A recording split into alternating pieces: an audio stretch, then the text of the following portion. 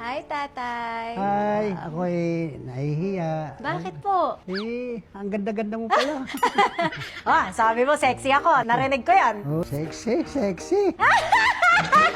Sexy talaga.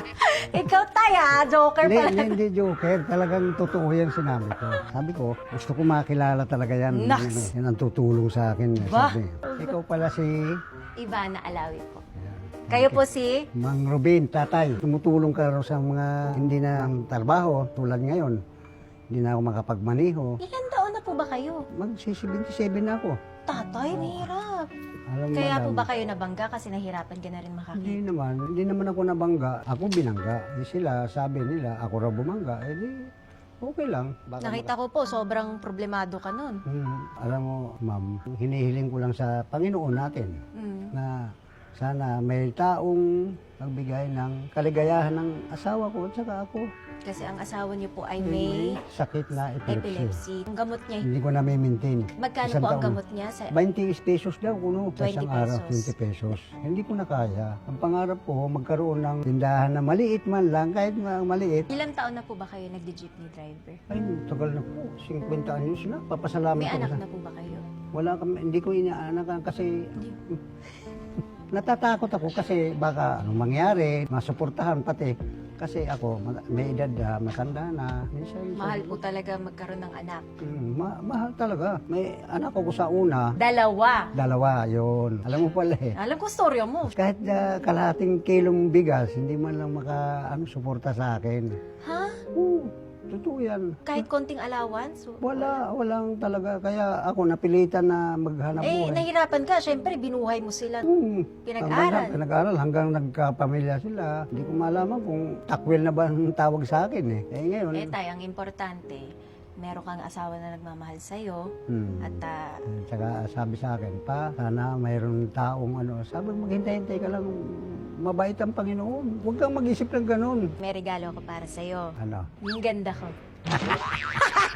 Eto na. Bibigyan ko na talaga yung totoong regalo. Ikaw, joker ka eh. So, meron muna ako ditong 30,000 pesos. Para sa'yo to. At aside from doon, bibigyan kita ng tindahan na worth 50,000. Thank you, Lord. Thank you sa'yo, Ivana. Bibili ko talaga ng gamot to. Ng gamot niya.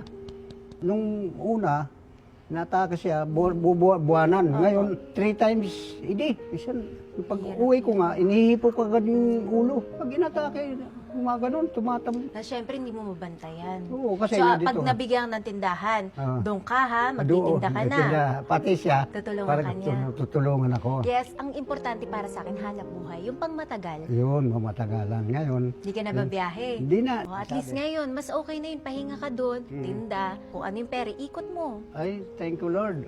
Thank you sa'yo, Ivana. Natutuwa talaga na mayroon talagang puso na nanggaling sa'yo. Bibigyan mo pa ako ng sa tindahan. O, ayusin na natin ha. Papahanap na ako doon ng sari-sari store sa lugar nyo para may kita ka araw-araw. Ayun. Naman tayo.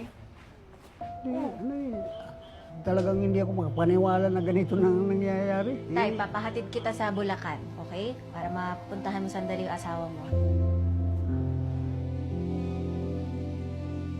Mahal na mahal ko yung asawa. Mapapibigyan ko na ng gamot.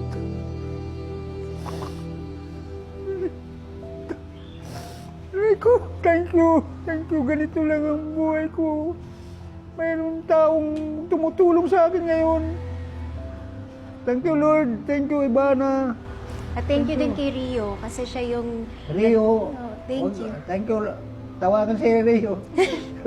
Si Rio kasi siya yung nag-upload ng video tapos minessage niya din kami kung pwede kami makatulong kaya maraming salamat din kay Rio. Maraming salamat sa inyo kasi mas marami tayong matutulungan. Thank you sa inyo. Maganda na tsinelas ni tatay, pareho na. Ivana. Oh. Bago, jijinggil muna ako. Oh, sige, jingle ka. Nandito sila. Halika.